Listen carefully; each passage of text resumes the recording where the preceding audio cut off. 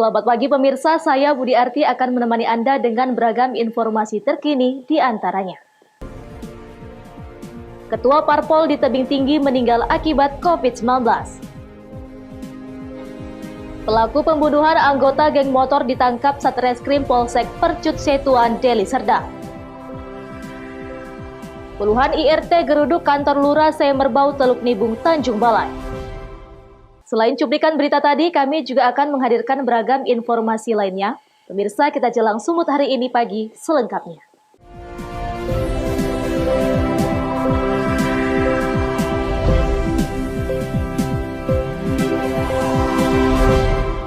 Pemirsa, seorang ketua partai politik di kota Tebing Tinggi, Sumatera Utara meninggal dunia akibat COVID-19.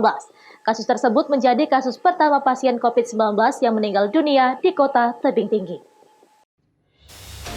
Adanya pasien COVID-19 yang meninggal dunia dibenarkan oleh Kepala Dinas Kesehatan sekaligus juru bicara gugus tugas percepatan penanganan COVID-19 Kota Tebing Tinggi, Nanang Fitra Aulia.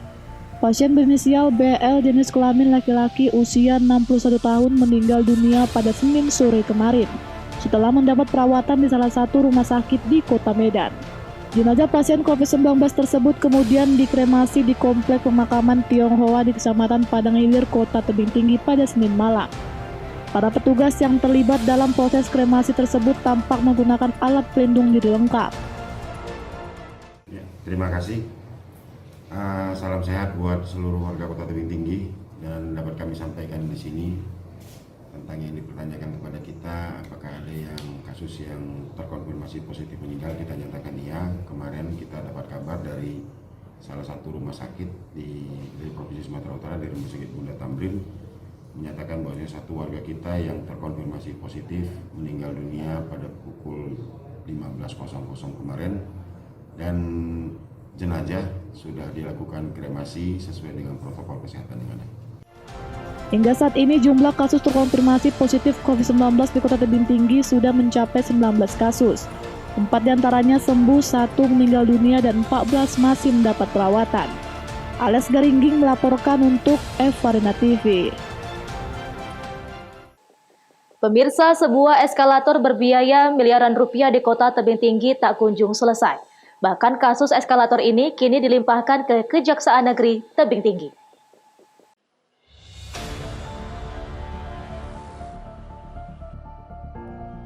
Inilah pasar Gambir yang direncanakan akan dibuat sebuah eskalator yang berbiaya 1,3 miliar rupiah. Bersumber dari dana alokasi khusus tahun 2018 Dinas Perdagangan Tebing Tinggi. Namun sudah 2 tahun lebih pekerjaannya, yang terlihat hanya galian lubang besar berdiameter 2 x 6 meter. Parahnya lagi, uang 300 juta rupiah juga sudah dicairkan pihak kontraktor. Salah seorang warga mengatakan lubang tersebut sangat membahayakan bagi pedagang maupun warga yang melintasi area tersebut. Hingga kini pengerjaan eskalator tersebut tidak ditindaklanjuti. Jadi pernah nggak dikerjain sampai sini aja gitu? Cuma dikerjain bongkarin aja. Bongkarnya aja. Habis itu pemborongnya tinggi. Hah? Habis itu pemborongnya tinggi. Yang ngerjain ini Nggak tahu bang, pakai mana ceritanya. ditinggal gini aja dia. Usut punya usut, menurut Gulbahri Siregar, Kadis Perdagangan Kota Tebing Tinggi, ia sudah berulang kali menyurati pihak kontraktor. Namun tak kunjung dikerjakan hingga Dinas Perdagangan memutuskan kontrak secara sepihak. Walau sudah ada dana dibicarakan sebesar 300 juta rupiah, namun ini sudah diansuransikan dan kasusnya sudah dilimpahkan ke Kejaksaan Negeri Tebing Tinggi.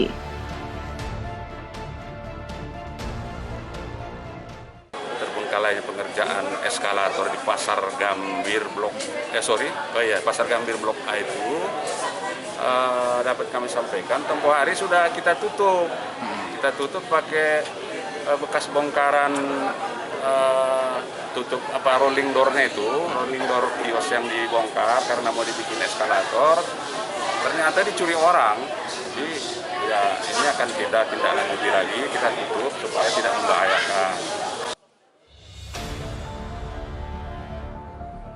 Kini warga dan pedagang di Pasar Gambir berharap agar kasus eskalator ini dapat diselesaikan agar dapat difungsikan hingga mempermudah jual beli di pasar ini.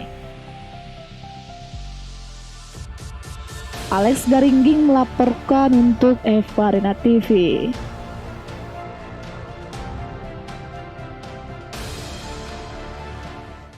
Pemirsa, menjelang Hari Raya Idul Adha, penjualan hewan kurban di Medan, Sumatera Utara meningkat. Peningkatan terjadi lantaran calon jamaah yang batal berangkat mengalihkan ibadahnya dengan berkurban. Angka penjualan hewan kurban di Medan, Sumatera Utara mengalami peningkatan signifikan. Menurut penjual, tingginya angka penjualan hewan kurban pada musim haji kali ini karena banyak jemaah haji yang batal berangkat. Kini calon haji yang batal berangkat mengalihkan ibadahnya dengan berkurban. Hal ini diungkapkan penjual hewan kurban di Jalan Afros Medan, Sumatera Utara, Samsul Effendi, yang mengaku puluhan hewan kurban miliknya saat ini sudah laku terjual. Banyaknya pesanan hewan kurban terjadi sejak 2 minggu lalu dan terjadi peningkatan sebanyak 20% dari tahun sebelumnya.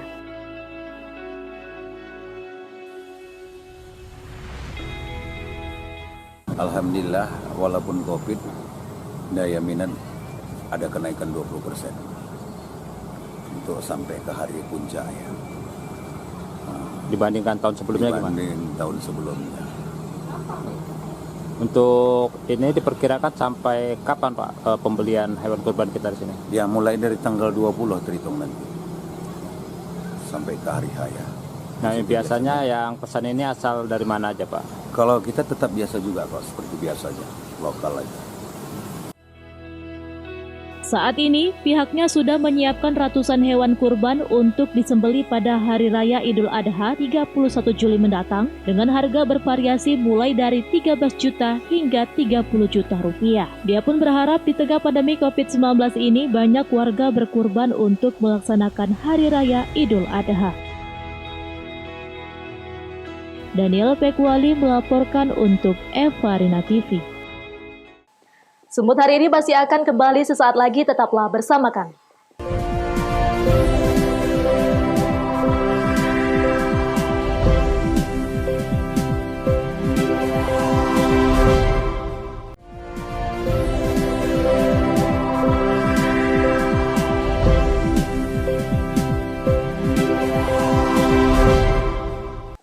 Terima kasih masih bersama kami.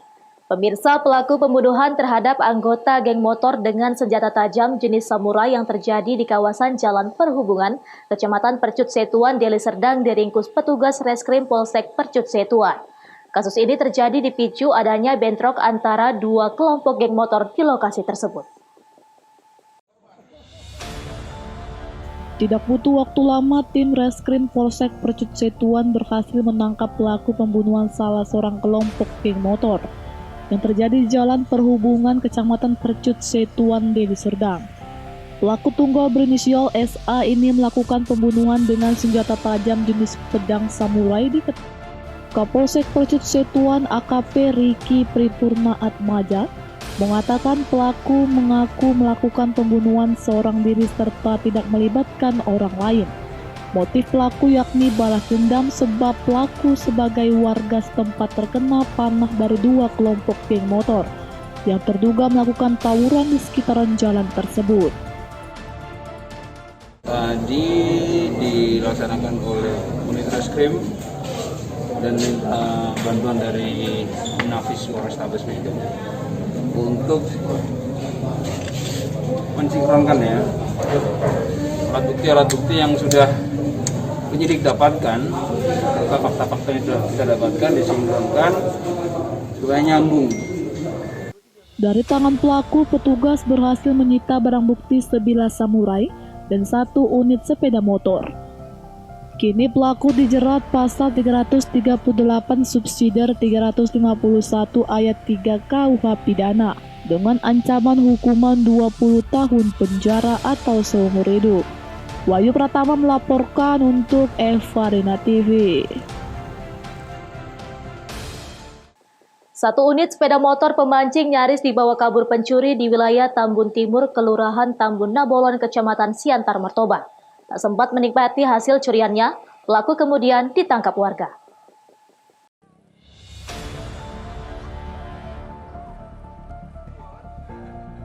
Suwoto, warga perumahan Karangsari Permai, Kelurahan Tambun Nabolon, Kecamatan Siantar, Martoba, nyaris kehilangan sepeda motornya yang diparkir di area semak-semak saat memancing. Peristiwa pencurian itu diketahui setelah rekannya melihat pelaku berinisial YP mendorong sepeda motor Suwito, sembari membuka paksa kunci kontak dengan menggunakan obeng. Rekan Suwito yang berteriak maling membuat pelaku melarikan diri. Pelaku kemudian diketahui berada di warnet dan akhirnya ditangkap korban dengan dibantu warga. Pelaku nyaris dihajar warga yang emosi namun berhasil diredam korban. Tim Libas Polsek Martoba yang dipimpin Aibtu Azhar Nasution mendengar kejadian itu langsung mendatangi TKP dan membawa pelaku ke Mapolsek. Saya tadi mancing, kemudian kepala sekolah dan KTU saya belakangan, saya telepon. Jadi pada saat setelah setengah jam mereka datang, kepala sekolah duluan, kereta saya udah keluar dari semak-semak yang saya rondokkan, sedang diobeng, dibentaknya, larilah anak ini, dibilang kepala lah, kejar itu mau nyuri keretanya Pak Wito, jadi kejarnya nggak dapat, barulah saya naik di telepon, saya tanya saya penyurinya, larinya ke Kasper, saya naik lah kereta orang Kasper nyuri kereta saya orang Kasper, saya gitu. Saya jumpalah anak-anak murid saya di situ yang sedang main bola. Pak, kami kejar tadi nggak dapat, hilang di ubi. Oh, tanda-tanda Pak, rambutnya pirang. Orang mana? Orang Kasper Pak. Kenalnya kami gitu. Nah, tapi biasanya dia main internet. Nah, jadi saya cari di internet, di situlah dia. Saya nangkap. Jadi sempat dibawa kereta ya Pak? Dikeluarkan sekitar 5 meter lah, tapi masih terkunci sedang dikerjain apa obeng. Sementara itu, Kapolsek Siantar Martoba Ibtu Amir Mahmud menjelaskan pelaku adalah warga Tigadolok yang masih berusia 14 tahun. Ia disinyalir sudah sering melakukan pencurian sepeda motor dan kini pihaknya masih melakukan pengembangan. Perlu saya jelaskan, tadi ada kejadian pencurian sepeda motor roda 2 yang dilakukan oleh Yusuf Ranginangin, umur 14 tahun, alamat di Tigadolok. Dan BB ada di sebelah kita, kemudian kita akan melaksanakan pengembangan selanjutnya, manakala ada korban-korban lain yang kebetulan wilkumnya ada di Martoba. Jom Berita melaporkan untuk Evalina TV. Pemirsa, setelah berkekuatan hukum, Senin pagi Kejaksaan Negeri Belawan memusnahkan 2 kapal asing dengan cara dibakar di perairan Belawan. Pemusnahan dilakukan untuk memberikan efek jera bagi pelaku pencuri ikan di perairan Indonesia.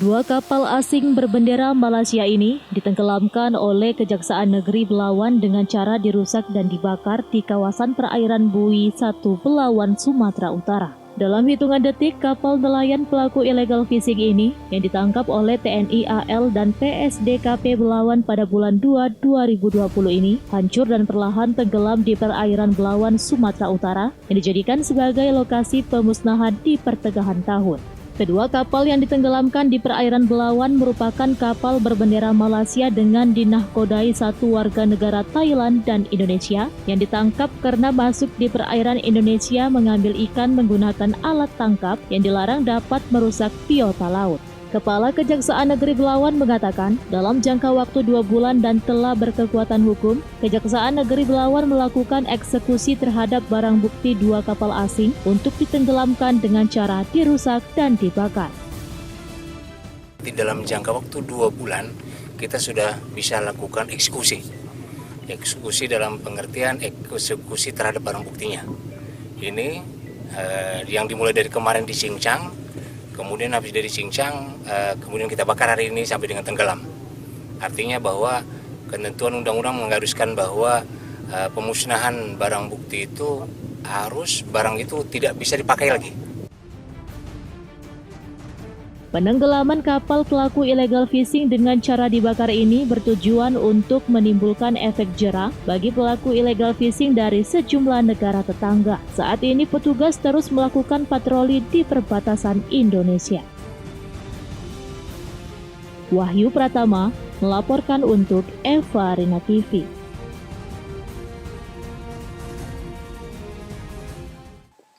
Sumut hari ini masih akan kembali sesaat lagi, tetaplah bersama kami.